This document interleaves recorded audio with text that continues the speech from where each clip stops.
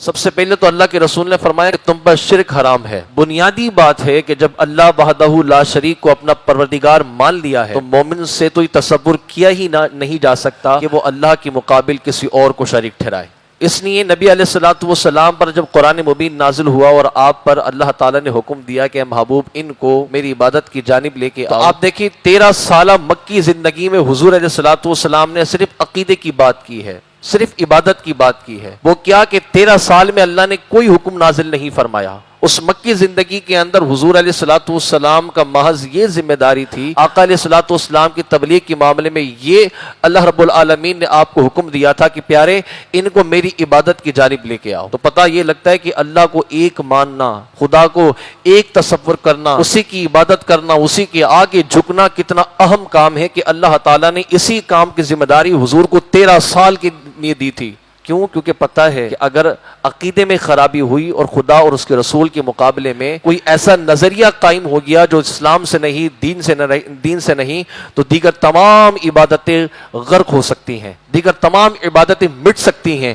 اس لیے کہا گیا کہ پہلے اپنے عقیدے کو درست کرو، عقیدہ درست ہوگا تبھی تمہارے دیگر عبادات قبول کی جائیں گی۔ تم حج کرتے رہو، تم نمازیں پڑھتے رہو، تم سجدہ کرتے رہو، اللہ کی شان میں گستاخی کی یا رسول اللہ کی شان میں ذرا برابر بھی گستاخی کا تصور کیا، تمہارے سارے سجدے، تمہاری ساری عبادتیں، تمہاری تمام ریاضتیں اللہ تعالیٰ تمہارے منہ پر دے کے مار دے گا۔ اس لیے کہا گیا کہ عقیدہ درست ہونا چاہیے۔ عبادتوں کی اصل بنیاد عقیدے پر ہوتی ہے، اس لیے ہم لوگ عقیدے پہ زیادہ زور دیتے ہیں کہ دیکھیں بات پر کسی کو مشرک نہ بنائیں، ذرا سی بات پر اس نے شرک کر دیا، یہ شرک ہے وہ شرک ہے، ایسا نہ کریں، یہ زیادتی ہے۔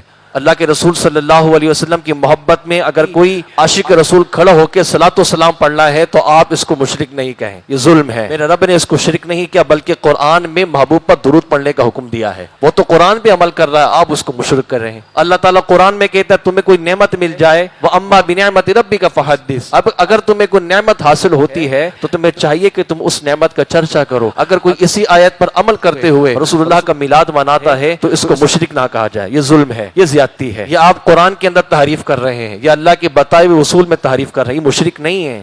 حضور کا میلاد منانا شرک نہیں ہے بلکہ شرک کا دروازہ بند ہوتا ہے۔ کیوں؟ اللہ حی ہے، وہ قیوم ہے، نہ تو پیدا ہوا ہے نہ ہی اس کو موت آنی ہے۔ میرے مصطفیٰ پیدا بھی کیے گئے ہیں، دنیا سے رخصت بھی ہوئے ہیں، پیدائش کی خوشی منائی جا رہی، یہ تو شرک کا دروازہ بند ہو رہا ہے۔